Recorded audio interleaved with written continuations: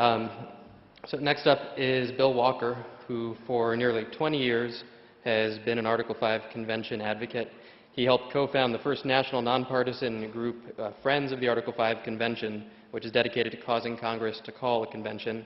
He's filed 2 federal lawsuits regarding peremptory obligation of Congress to call a convention, and he's also gathered into a single photographic collection taken from official government records, for the first time in U.S. history, the actual texts of over 700 applications from 49 states submitted to Congress for a convention.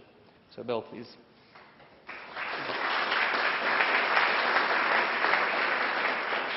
Hi. No doubt many here have studied the official public record of an Article 5 convention, including all pertinent historic documentation, congressional proceedings, judicial rulings, and current events. Originally, I was to prepare a speech for this conference discussing these aspects. However, scheduling circumstances reduced it to this brief summary. For those interested in more details regarding these remarks, I'm leaving copies of the speech at the table. You can also visit our website at www.foavc.org to read this information. FOAVC is different from all other groups at this conference. We are nonpartisan. We have no amendment agenda. Our sole purpose is to cause a convention call. We have the only record of successful accomplishments regarding a convention call. Because of federal lawsuits, the government acknowledged for the first time in history the terms and conditions of a convention call. The Congressional Research Service has agreed to change its authoritative book on the interpretation of the Constitution to reflect corrections submitted by FOAVC. Thus, while others postulate unproved theories of same subject, fiduciary control of a convention, and so forth, we have achieved actual, real results based solely on the public record.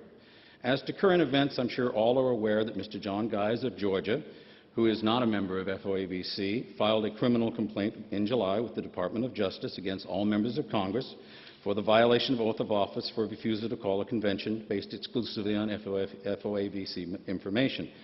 After review by the FBI and the Georgia U.S. Attorney for frivolousness and substantiality, the complaint was forwarded to Washington, D.C. for disposition. This event marks the end of this issue. It will be officially resolved within a few weeks. Either the government will prosecute congressional members for violation of oath of office for failing to call a convention when mandated by the Constitution, meaning ultimately there will be a convention call, or it will determine members are not required to obey the Constitution, thus officially nullifying Article 5, the Supremacy Clause, and the Oath of Office Clause of the Constitution. So what do we know about the convention from the public record? We know the basis of a convention call is a simple numeric count of applying states with no terms or condition.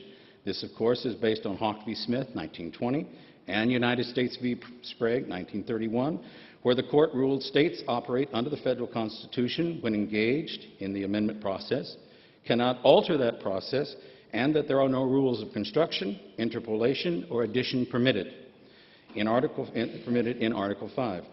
In other words, unless textually expressed in Article 5, any theory such as rescission of applications, same subject, identical application language, fiduciary control, and so forth are unconstitutional.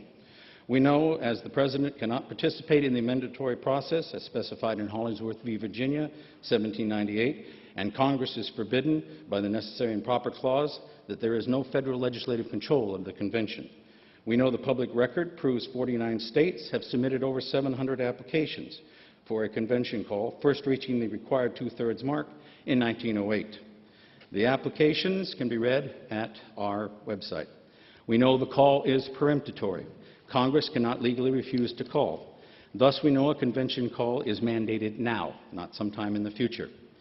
As Congress has refused to call, we know further political efforts to acquire new applications imply Congress has veto power over this overwhelming number of applications, meaning Congress can veto new applications as well.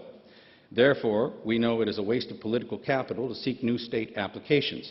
The issue is Congress's refusal to call, not the failure of the states to apply. We know, based on Supreme Court decisions regarding the well-settled principle of the 14th Amendment's Equal Protection Clause, that as Congress and a convention are identical as to constitutional authority, effect, limit, and exclusiveness, they and the citizens they represent form a legal class, meaning equal treatment under the law. As we know, this resolves all operational questions, including terms and conditions of delegates' election, such as number of delegates, term of office, representation area, qualifications for office, election laws, voting ratio for proposed amendment passage, powers and limitations of office, loyalty issues, speech and debate immunities, and the manner of vote at the convention itself, as they are identical to Congress. We know Article 5 mandates Congress decide the time and location of the convention. Given the exorbitant cost of a physical convention and the political and economic advantages of a virtual convention, Congress is likely to effect this alternative as it cannot finance the convention. As the convention only has amendment proposal power and thus no means of income, we know delegates will be unpaid volunteers. We know this limitation also means election campaigns will be entirely issue-orientated. We know the agenda of the convention, as the states have already addressed nearly all of today's political issues with petitions to the convention for proposed amendments submitted within their applications for a convention call. We know the states can politically control the convention agenda in real time, but not by means of fiduciary principles, as some have asserted. We know there will be no runaway convention, as federal criminal law prohibits this. We know the convention will be entirely public. We know most dangerous convention is a single-subject convention with a predetermined political outcome.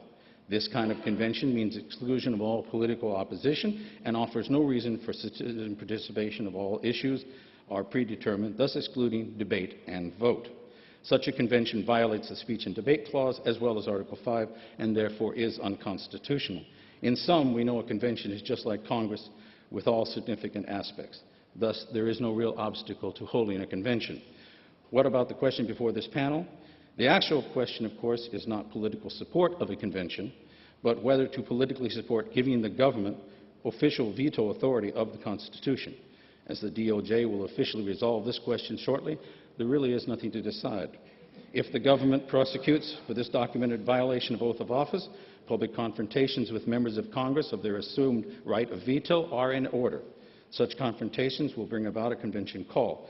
If not, it will not matter, as it will be official government policy. Congress and the government can veto the Constitution as they please. Thank you.